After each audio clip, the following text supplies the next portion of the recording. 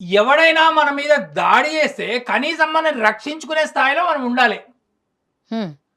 ఇట్లా లేకుండిండ్రు.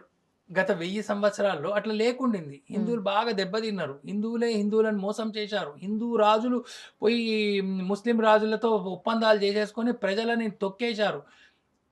అట్లా గాకుండా హిందువులు స్వాభిమానంగా బతకాలి. మనం ఎవరి మీద దాడి చేయక్కర్లేదు. హ్మ్. వాడినేమనక్కర్లేదు. మనం గట్టిగుంటే చాలు అని హ్మ్. కోరుకునేటువంటి సంస్థ. దానికోసం ఈ ఆర్ఎస్ఎస్ సంస్థ. దానికోసం ఈ శాఖలు. ఎందుకంటే మనం ఎవరి మీద అటాకులకి వాటికి వీళ్ళేం ట్రైనింగ్‌లు ఇవ్వరు, ఏం చేయరు. హ్మ్. మనం గట్టిగుండాలి. ఎవడన్నా మనల్ని దాడి చేస్తుంటే మనం ఆపగలిగేటువంటి కెపాసిటీ ఉండాలి. హ్మ్. లేకపోతే మనం తన్నులు తింటాం, చచ్చిపోతాం. తర్వాత మన లేడీస్‌ని రేప్ చేస్తారు. లేకపోతే ఎత్తుకపోతారు, అమ్మేస్తారు. ఇవన్నీ జరగలేదా? జరిగినాయి గదా! హిస్టరీలో దీస్ ఆర్ ఆల్ వీటన్నిటిని ఆపుతుందా ఆర్ఎస్ఎస్? ఆపడానికి ప్రయత్నం అయితే చేస్తుంది. ప్రయత్నం అయితే ప్రయత్నమే చేస్తుందా? చేస్తుంది. ఇవన్నీ ఆర్ఎస్ఎస్ ఉందనేటువంటి భయము ఆహ్, దేశంలోని విద్రోహులకున్నది.